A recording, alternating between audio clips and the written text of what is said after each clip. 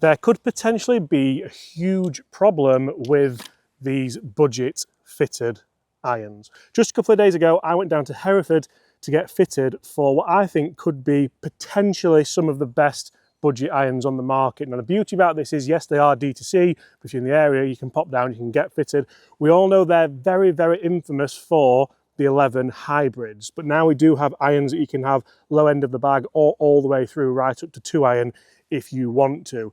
The problem with this is how consistent can they be for this price? Well, today I've got my own fitted set and we're going to put them through the paces.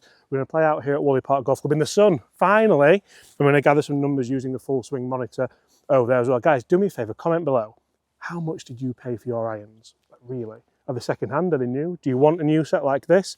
Guys, find out all in this video. So the beauty about these is they're designed to be hollow bodied, they're designed to be forgiving, but they don't have much offset on them. So just because you're not a great ball striker doesn't necessarily mean that you struggle with a slice, does it, Bob? So really nice big toe section on this 4 iron.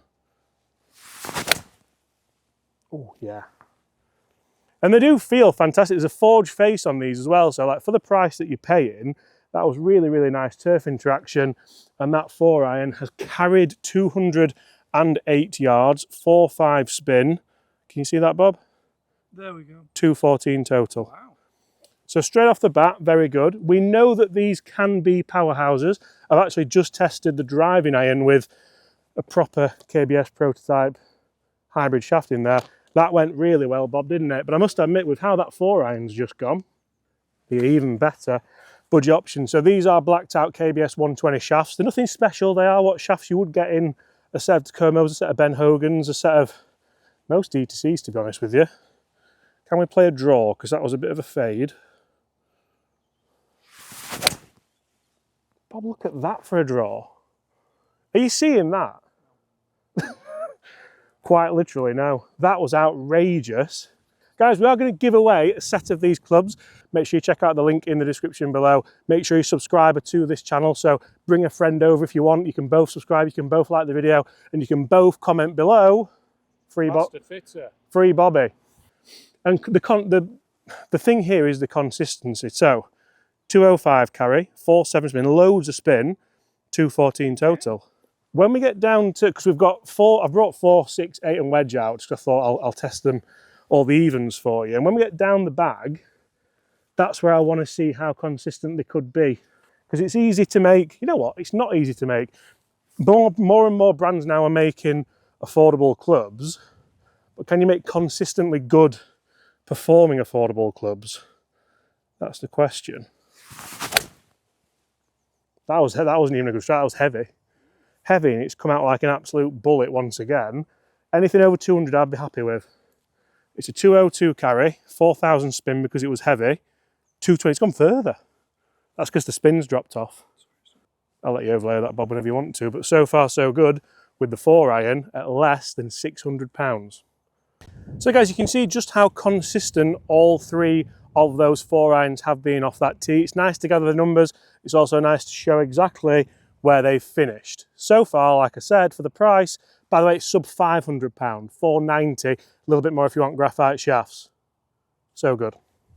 Okay, so as we move down this set into the 6 iron, you'll see a couple of the good looks that we do maintain is that really, really wide sole. This is really nice for gliding through the turf. It can offer you a little bit more forgiveness in that strike, and it acts as bounce as well in the shorter irons. So really that can help lots of golfers.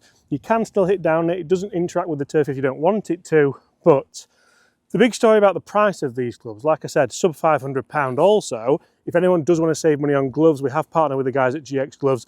Like I said earlier, it's not a game changer. That was a different video, but it's not a game changer. It's just a really, really good affordable glove. I'm sick of spending big money on leather gloves when these do work really well. They last nicely. They do okay for sweating Mauritius, and they still work well. Right. With the irons, how consistent can they be? Because I openly said there could be an issue with these, but if there's not, have the guys at 11 made the perfect budget clubs? I mean, that as a strike, Bob, like, is it low spin? The only worry there is if it's really, really low spin, which I don't, it's 6,000.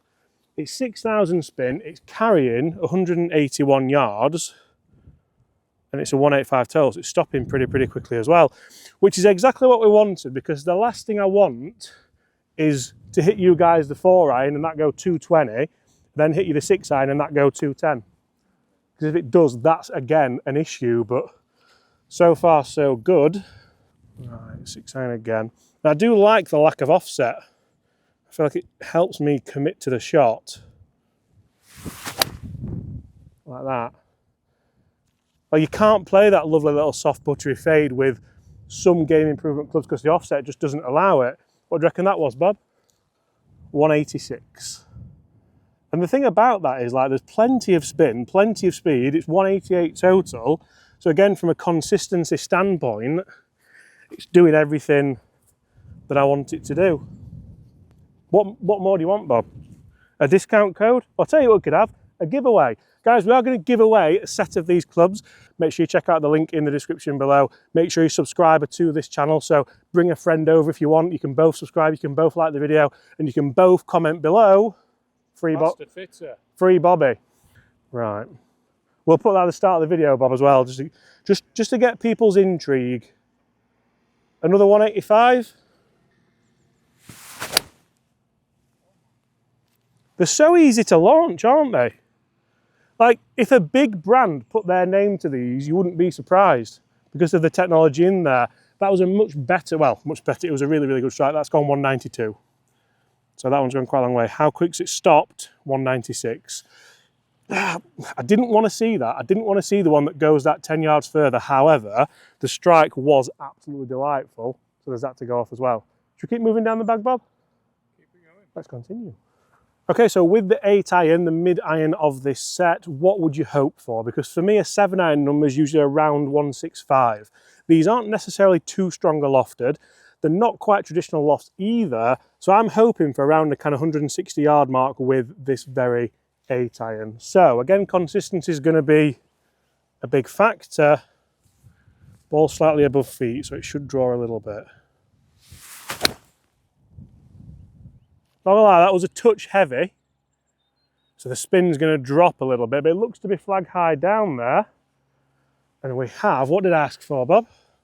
169. Like I said, it was a bit heavy, 4,200 spins, not a lot for an 8-iron because of the strike on there, but it did still have pretty good ball speed, even with that strike.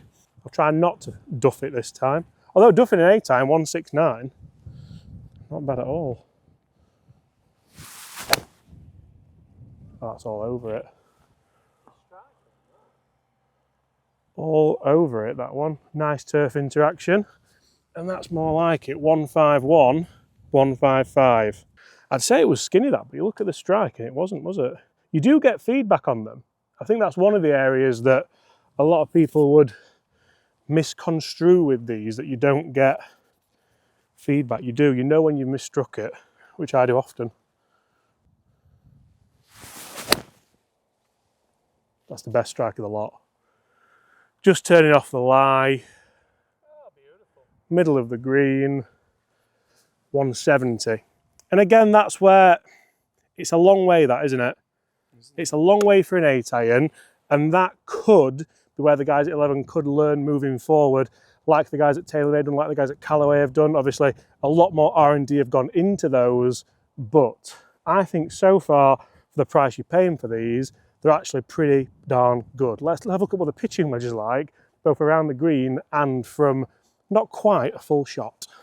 So one of the factors that these irons can help as well, and I feel like the guys at 11 have unearthed something rather cool, because it feels very reminiscent of the early days of the P790, where you didn't really know who it was designed for, but they've learned from that, they've built on it. Obviously now we've got the 770 and we've got lots of other TaylorMade iterations, and this could be 11's version of that, because you look at how wide the sole is now, it doesn't really embed into the turf too much, as we've seen with the 8-iron on the last shots, but it can save you. Say if you're not a great ball striker around here, it can just help you generate the strike that you want for the shot in question. And if you hit shots like that every time, you're going to be quite happy, aren't you?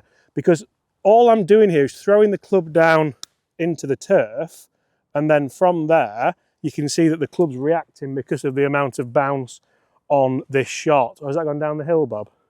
Yeah.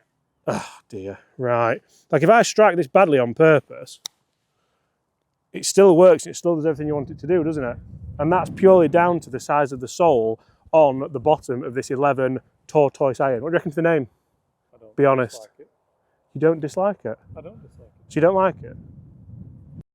Okay, so to finish this review off, we're going to hit the pitching wedge, but I'm not going to hit it full. We've got 111 yards in here, so I want to try and hit this pitching wedge around 110 carry ideally, because for me, this was part of what the problem could well be using these clubs. I thought my rusty wedges had rubbed off on the face there, but they haven't. Actually, they hold up really well as well. Like sometimes irons on rusty wedges like that, they do leave a mark on the face, but that's just wiped straight off. So I'll take that as again, a bit of a win for the build quality.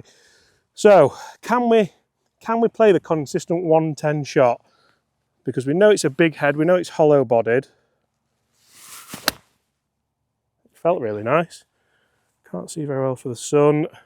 Oh, just short of where the flag is, and that's carried 120. I'll not bore you with you can have a look if you want, but it's a 120 carry. Very low spin. We are got, that's not English, is it? We have got moist conditions. Do I dry the ball, Bob? Because if we're doing dry ball data, we need dry balls, don't we? And a dry face. Because we want to make sure we've got all the tangibles.